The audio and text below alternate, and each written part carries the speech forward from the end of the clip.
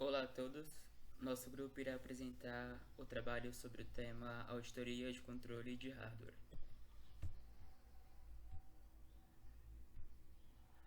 Nosso grupo é composto por mim, Anderson, pelo Ângelo e pelo Renato. O que objetiva a Auditoria de Controle de Hardware? Ela tem por objetivo implantar os procedimentos de segurança física sobre os equipamentos instalados dentro de um ambiente informatizado, bem como as funções e mecanismos de restrições de acesso. O controle que ele objetiva implementar envolve aplicações do próprio equipamento para proteger contra os riscos estruturais. Engloba também o controle referente à proteção à vida do usuário. A importância da implementação desse controle: evita perdas de hardware e protege contra as paralisações nas operações. Evita também as perdas financeiras e evita as desvantagens competitivas. Eu já trabalhei em call center e teve alguns episódios que eu fiquei paralisado por conta da quebra do meu equipamento. Então, eu estava no meio do meu expediente e o equipamento simplesmente parou de funcionar. Então, naquele momento, eu deixei de atender os clientes e eu paralisei a minha parte da operação, né? E também sobrecarregou os demais colegas e também teve perda financeira, porque eu poderia ter atendido mais cliente.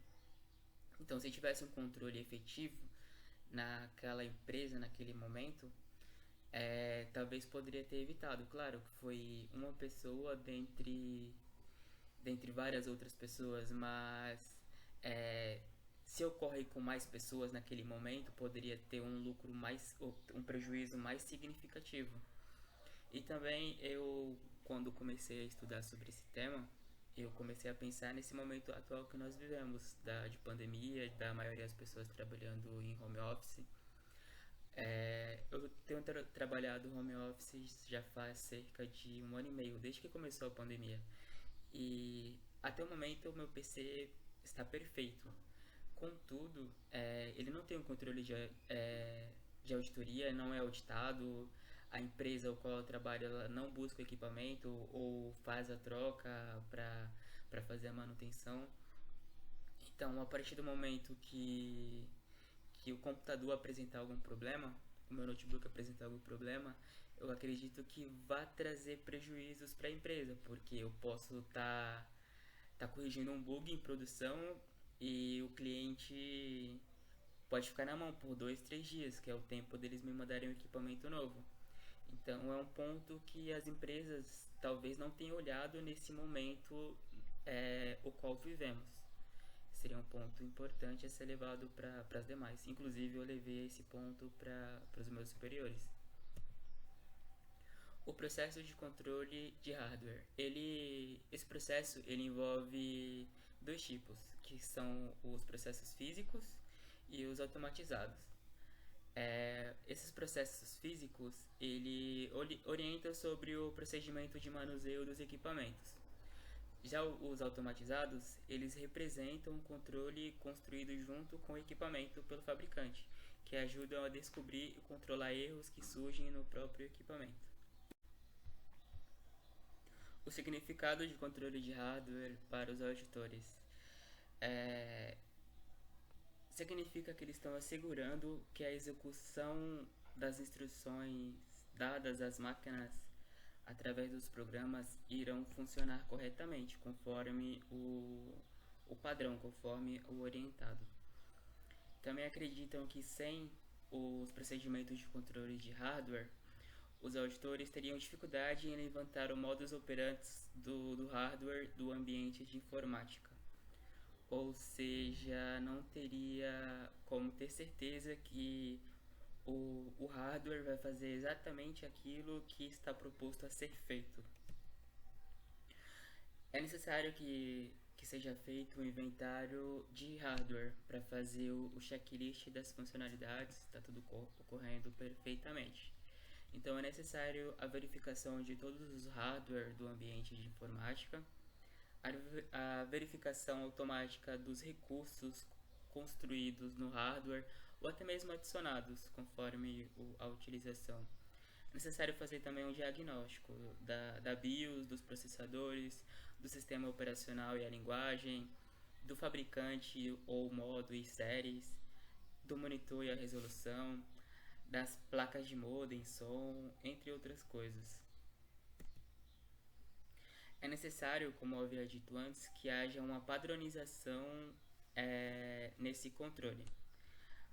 Como, por exemplo, padronizar os modelos de equipamento é fundamental para o auxílio na implementação de um controle efetivo dos equipamentos. A configuração de forma homogênea de todas as estruturas do hardware da operação. Então, uma configuração padrão para todos os equipamentos. Para as redes, deve-se contemplar no mínimo 95 do equipamento do mesmo fabricante, ou seja, além de uma configuração padrão, também o ideal que seja no mínimo 95% dos equipamentos do mesmo fabricante, como a Dell ou da Positivo, não recomendo, da HP ou outro fabricante de computadores. É necessário também que haja a amenização de riscos de segurança no controle do hardware. Ou seja, por exemplo, se o computador pegar fogo, é necessário que haja extintor de incêndio para apagar esse fogo. Então, isso já protege da parte da segurança física, como eu havia dito nas primeiras partes dessa apresentação, que protege a segurança física. É necessário também que esses computadores tenham restrições de acesso, permitindo somente o acesso dos usuários mesmo, não possa ter usuários externos. E também é necessário o controle do firewall da rede. Os objetivos do controle do hardware tem por objetivo restringir o acesso internamente dentro da organização, como eu disse anteriormente, garantindo que haja proteção de terminais, unidade central de processamento, servidores, unidade de conversação de dados, vidas, etc. Utilizar equipamentos que restringam o acesso físico de pessoas alheias ao ambiente de processamento. Pessoas que têm interesses pelas informações da organização e que não têm permissão para acessá-la. Riscos de instalação de softwares pirata. Qualquer empresa, né, ou organização deve implementar políticas internas que visem, né, controlar o acesso devido aos seus computadores, né?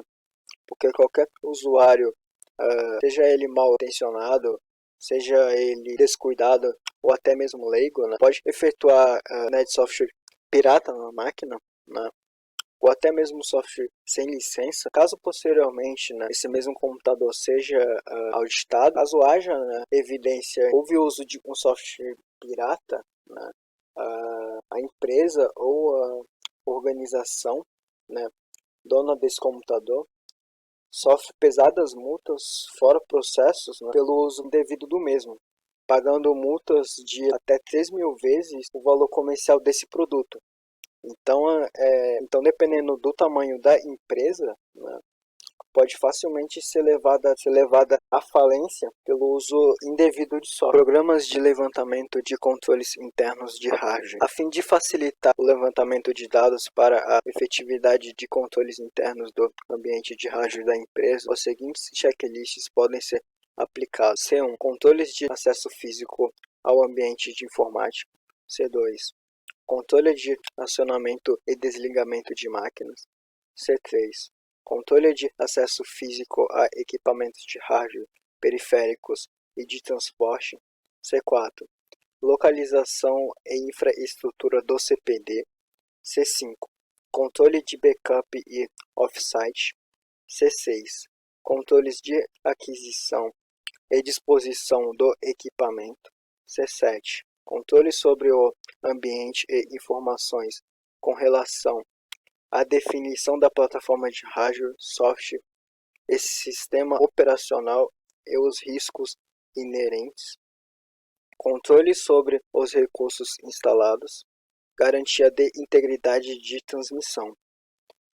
Todo esse checklist, né, visa manter o controle sobre o computador, seja sobre dados, né, importantes, né, que hajam no mesmo, seja também sobre suas peças físicas, né, acesso também à máquina, privilégios que o usuário terá sobre a mesma, né, se ele pode fazer coisa X na máquina ou coisa Y, se ele pode excluir arquivos na máquina, se ele pode fazer instalação, né, de software na máquina, todo esse checklist, né, visa que basicamente somente as pessoas certas, né, tenham acesso e possam, né, efetuar determinados procedimentos na máquina, somente pessoas devidamente autorizadas. Falando um pouco agora sobre os testes de controle de acesso, podemos encontrar alguns work papers ou papéis de trabalho pré-existentes. Estes documentos podem servir como um guideline para o auditor. Nele existem checklists que devem ser verificados.